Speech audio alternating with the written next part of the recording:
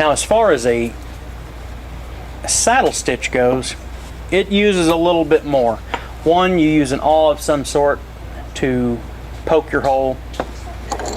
They make a stitching groover or a saddle stitcher.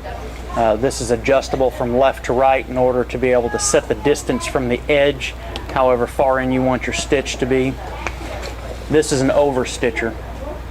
They make different sizes of overstitchers, and the idea behind the different sizes is these little dimples, these little grooves, are further apart to make the stitches longer. They're fine, they're handy. The challenge comes with keeping it in the groove once you've used it. A lot of times a person will take it and they'll roll it back down over top of what they've sewn, and that presses that stitch down into the holes. It's fine, it has its place. There's a screw on the end of this one, and that screw, once you undo it, it allows this to move left to right. we're not getting too carried away, so I don't really care where it's at. The way that you would use it though is the center of the handle becomes the guide on the edge. So whenever you're making a project, you want a nice sharp edge on that side. Don't bevel your edge off until after you've put your stitching groove in it, if you're going to use one, because when you do, it'll get all crazy on you. Now, especially going around a corner, you may want to stop and then pick up around the corner. And I say that because once you've ran over, that's something you're going to see, and it'll be there forever. Now, if you can see it or not, I've just barely missed that corner. If it's just eating you alive, you can go back and nick it just a little bit. But in reality, if you sew over that, you'd have never seen it in anyway, so it wouldn't have mattered. That's one way to do it. If you're not too keen on having that groove right there, I cheat and I use my thumbnail a lot of times and the edge of my finger, and it'll create a line dark enough to be able to follow. If you're not talented enough to do that, they make this handy thing with numbers on it. It works great. It's a straight edge of some sort. You can use a silver sharp or a silver ink pen. I wouldn't use a silver Sharpie though, because it's not going to come off. A silver pen, a silver marking pen, once you get it on there, it will wipe back off. A little bit of WD-40, usually on a finished leather with a piece of paper towel or something, will take it right off. On a vegetable tan, it will not come out. So just be smart about what you're doing before you get too carried away. The reason that this was designed in the first place and used is it puts the thread below surface level. And so once it's sewn, if this gets hit, the thread doesn't get caught. The thread doesn't take the brunt of the blow. The thread's lower, the stitch is down underneath of there, so in a saddle setting, it makes for a nice, protected and firm stitch that isn't able to be snagged on stuff. The overstitcher, you would take that overstitcher and lay it in that groove and roll it. And this is where I was saying that there's a bit of a challenge, because I don't always drive straight. And so sometimes I get off to the edge, kind of like you can see right there. It's okay, but you know, if you get carried away, it'll go off to the side. Some people use them, some people do not. It's by no means a must-have.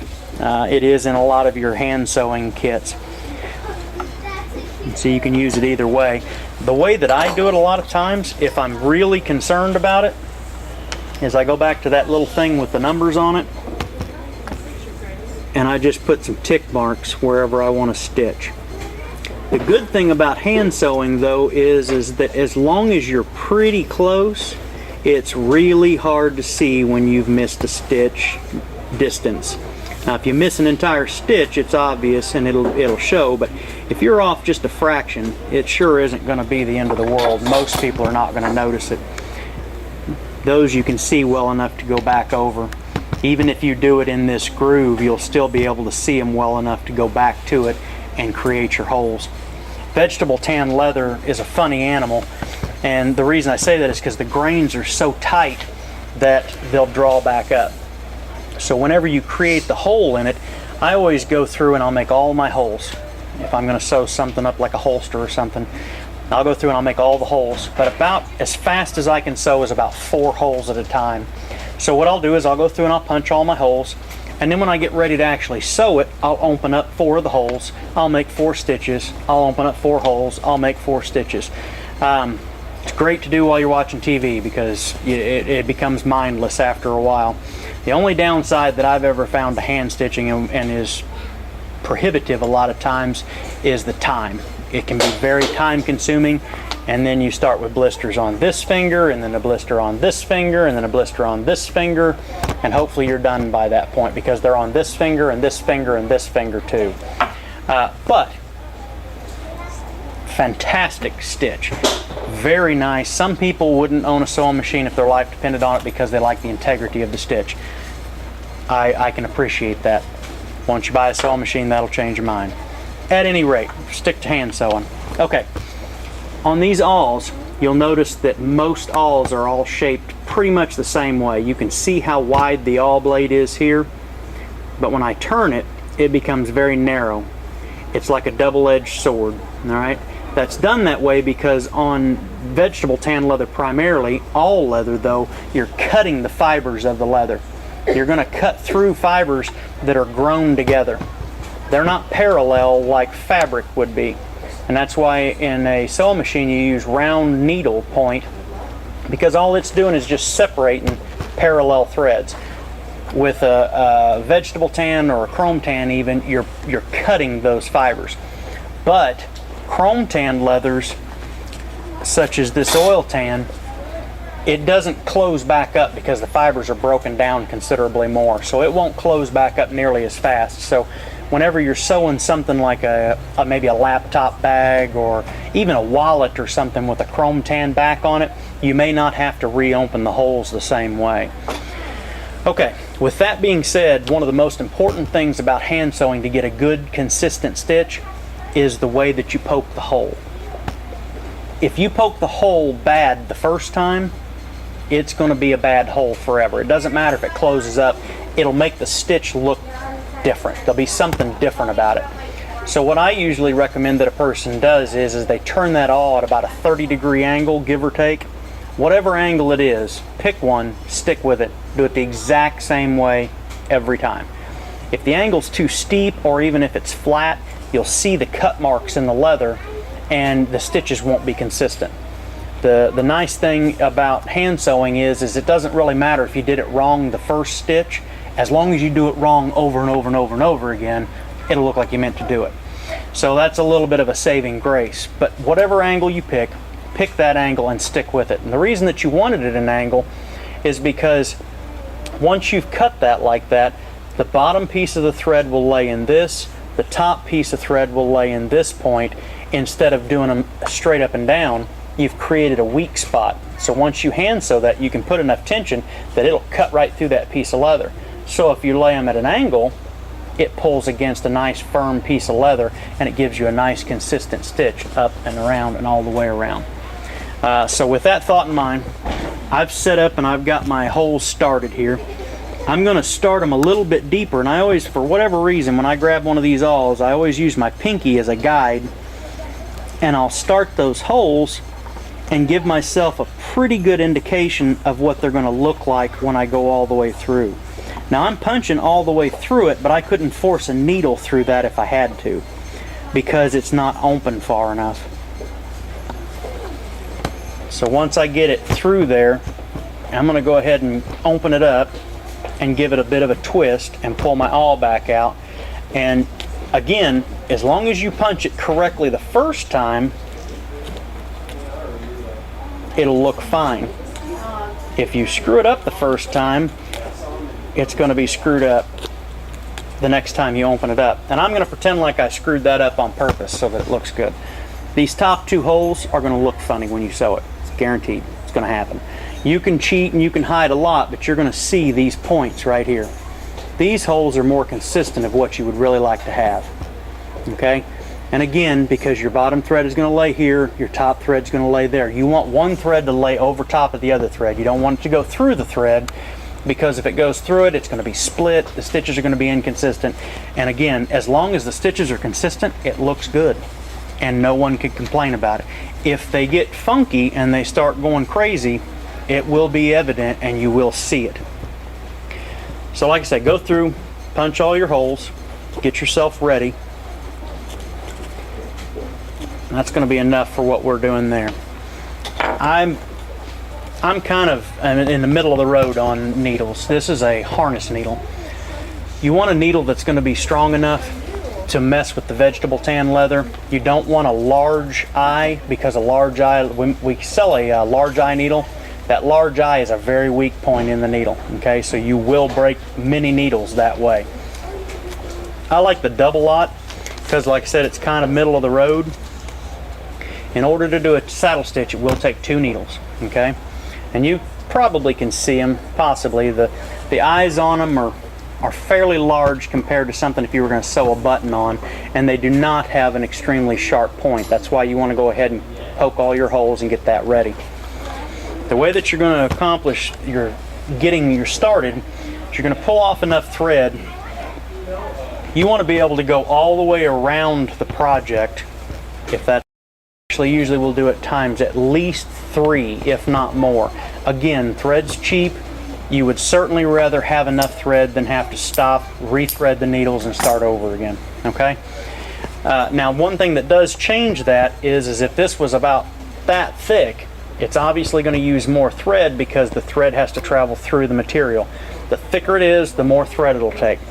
Not tremendous change in say a 7 to 8 to an 8 to 9, but again, if you went up to a 20 ounce or whatever the case may be, it's going to start to add up, and it's going to start to steal thread from your project. Waxed hand sewing thread is a kind of a funny animal also. It will flatten out for you if you'll take your thumbnail, and in order to thread them, you want a nice sharp point on that piece of thread. And the reason you do that is so that you can get your thread through that needle. I prefer the needle to drag on the thread. Okay, I almost would use a single aught needle on this just so that it would drag a little bit more.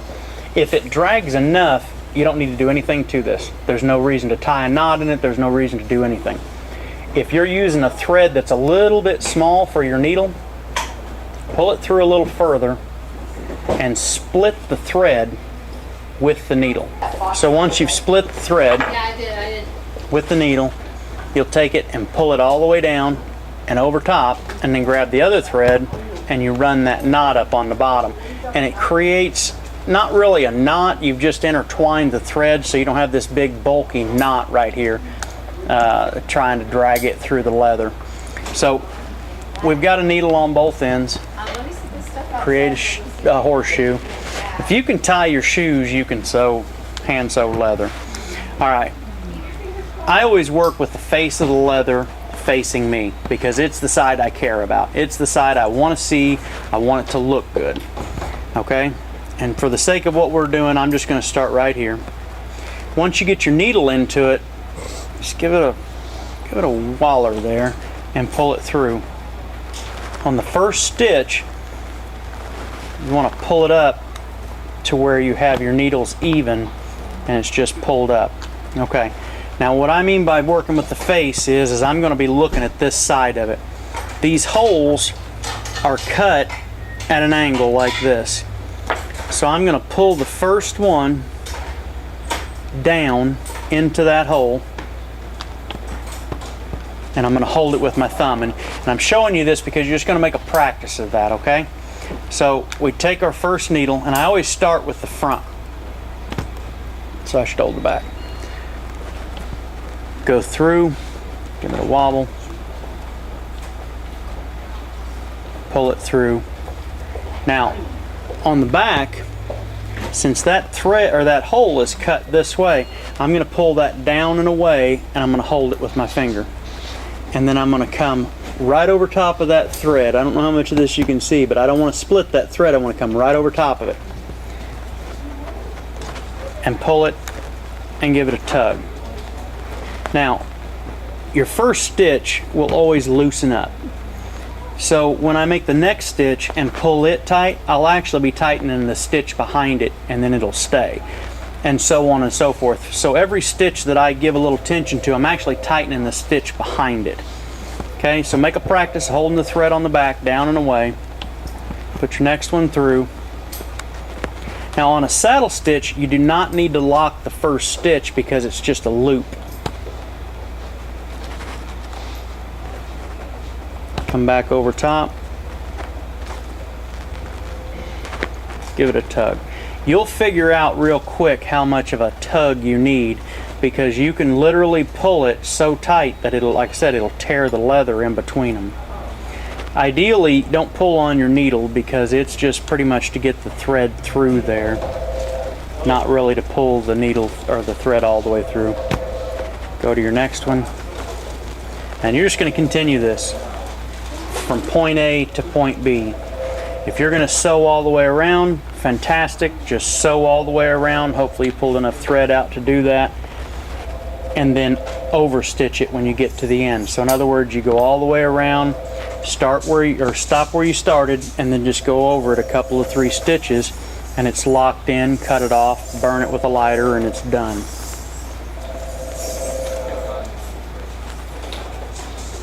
And again, as long as you do things consistently the same way every time, your stitches will be fairly consistent. They're never going to be as consistent as a sewing machine, but I have seen some people who can sew and you can't tell the difference. Ultimately, that's what we're aiming for. It's a nice consistent stitch. It's pulled down in there. I can kind of feel it, but it's not too deep. So let's say that I was going to stop here. All I would have to do to lock that stitch in is back up 3 stitches. And to back up, you would just turn around. You just turn around and go right back into the hole that you came through. 3 stitches, cut them off, burn it with a lighter. Okay, so let's say that I didn't pull out enough thread and I need to start over again. So what I'm going to do is I'm going to pull that up to the top, and I'm just going to tie it in a knot. And it doesn't have to be anything special. Pull it up, tie it in a knot, and I'm going to cut it off kind of long out here like this. And the reason for that is because I want to be able to start back here, 3 holes, redo my thread and needles, just like I did to begin with, start back here, over sew it, sew all the way around till I get to where I'm going to stop, back stitch and lock it if I need to, or come back over and just start over these. But then once I'm done, I'll take an X-Acto knife and I'll clip that off right there, front and back, burn it with a lighter, and it goes away. The reason that you do that is because if you cut these off and you start sewing over that, you push the threads back out. And so once the threads come back out, the stitches start to weaken and loosen up all the way behind it. So ideally you would do this. Now in some books and some people that teach hand sewing, they'll show you to put both needles through at the same time and then pull them tight, or they'll show you to put a needle through, put the other needle through, then pull the whole thing. You really want to pull the thread all the way through the needle, or I'm sorry, all the way through the material, hold it nice and taut, put the next one over top of it, pull them together, pull it tight, make it nice and tight, and then you'll have a really nice stitch. It's super easy to learn. And anyone can do it, but it is time consuming. It will take time. Now I got one of these out just so that you could see it. This is one of our wallet kits that we sell. It's got just a black piece of leather for the back and an interior that we would sell with the hidden pocket flap. And so, you know, doing something like this, if you're going to sew a couple of parts like these together, it's best to have them glued and have all your parts in place before you start. And when you're going to do that too, ideally I care more about what the outside of the wallet looks like than I do the inside of the wallet. So I would do all of my marking, stitching groover if I'm going to use one, all those good things. Do that on the outside. Get your parts glued together. Be very careful when you do it and push the hole through. Sew it, then go back and finish your edges. And I say that because it allows you to sand it if you need to. It allows you to sand it parallel. It allows you to radius the edge of it. It allows you to just so many different things. But using these kind of tools, and even if you're going to do it with your thumbnail like I had showed you earlier, you want to do that stuff before you've edged it, and it'll help you come out with a nice project. If you decide that you like the 69 weight purple thread that you found online somewhere, you can hand sew with that as well. The issue is a bonded nylon or even a linen thread will fray, because the piece of thread at the end of the needle right here, that passes through every single hole. So if you're going to do it and you know that your fraying isn't going to bother you, you can just leave enough extra thread, no big deal. It'll fray from here back slowly. You can use beeswax, is what most people use. I've seen people use candle wax. I've seen people use anything that will wax the thread. Paraffin wax works fine. Candle wax a lot of times will get you in trouble because of colors or scents and things like that, but any one of them works. But you can use any kind of a thread that you want to use, as long as you've prepped the thread by putting some wax on it. And basically all you would do is just take and pull it through to where it just embeds some of that wax. And I would do 2 or 3 times, especially down by the needle end. And you can use any kind of needle you want doing it. If you're sewing something light, you know, even these wallet kits, you could probably get by with this. This is a brown Nile Tex and a double-aught harness needle. If you were doing a laptop bag, this kind of thread and this needle would work fine. If you were doing something lighter weight, like a lightweight purse or medicine bags or things of that nature, you might consider using a thinner thread, a little bit thinner needle. Just make sure your thread and your needle work together, keep them waxed, and happy sewing. See you next time.